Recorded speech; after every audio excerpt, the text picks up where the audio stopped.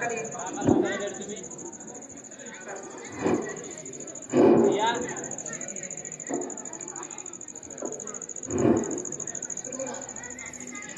श्रोते हो, नमस्कार. तसं पाहायला गेलं तर छत्रपती शिवाजी महाराजांवर आजवर बरंच लिखाण झालं आहे.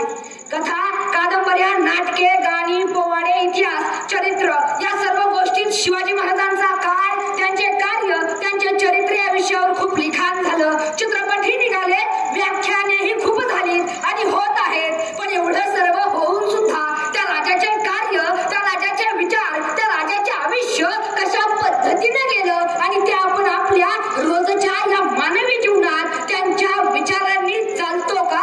मला वाटतं हा प्रश्न प्रत्येक नागरिकानं स्वतःला कधीतरी विचारायला पाहिजे. परंतु मग या आधुनिक लोकशाहीत एका राजाचा उदो का व्हावा? त्या राजाच्या विचारात, व्यवहारात आणि चरित्रात असं काय आहे की ज्यामुळे लोकशाहीत सुद्धा त्याचं स्मरण स्फूर्तीदायी ठरावं?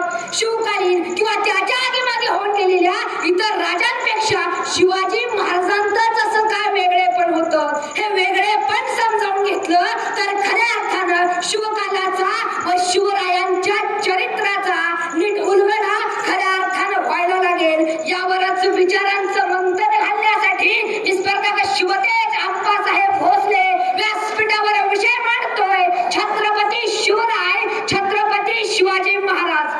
पहिली गोष्ट, शिवाजी महाराज हे कोणी अगोदर तयार केलेले आणि गादीवर वारसा हक्काने इथं बसलेले राजे नव्हते.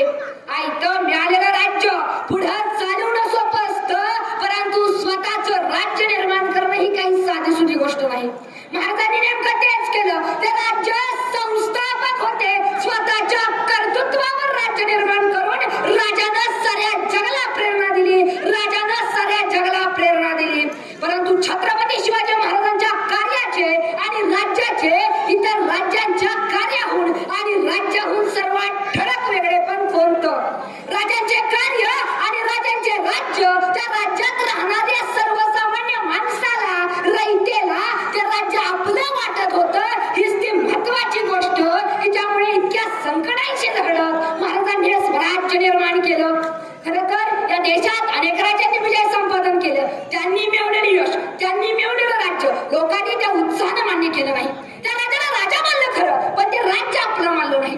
जनतेच्या दृष्टीने ते राज्य त्यांची होती, जनतेची नव्हती. परंतु कोणी राजा असो अथवा नसो, कोणी नेता असो अथवा नसो, हे राज्य माझं आहे हे मला आज टिकवलं पाहिजे या जिद्दीनं संबंध भारताच्या इतिहासामध्ये जनता एकदाच लढली. ती म्हणजे छत्रपती शिवाजी महाराजांच्या स्वराज्यासाठी, ती म्हणजे छत्रपती शिवाजी महाराजांच्या स्वराज्यासाठी.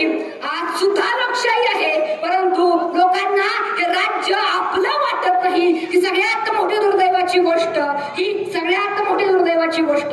दुसरी महत्वाची गोष्ट म्हणजे छत्रपती शिवाजी महाराज स्वतः हिंदू होते, परंतु राजा म्हणून त्यांनी राज्यातील प्रजेवरून, धर्मावरून कधीच भेद केला नाही.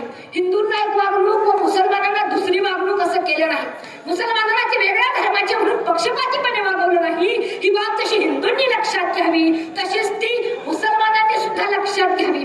मला असा प्रश्न पडतो, आपला एवढा मोठा देश, या देशावरती बाहेरची मुठभर लोक येऊन राज्य कसं करतात? खरं तर आपल्या देशातील लोकात कधीच एकता होऊ शकत नाही हे परक्यांनी ओळखलं होतं. या देशात परक्यांनी जातीवरून, धर्मावरून लोकांमध्ये फूट निर्माण करून या देशात अनेक लोकांची सत्ता गाजवली. मात्र महाराजांनी आपल्या स्वराज्यात 18 पगड व 12 बलुतेदार लोकांना सोबत घेऊन हे स्वराज्य निर्माण केलं. ही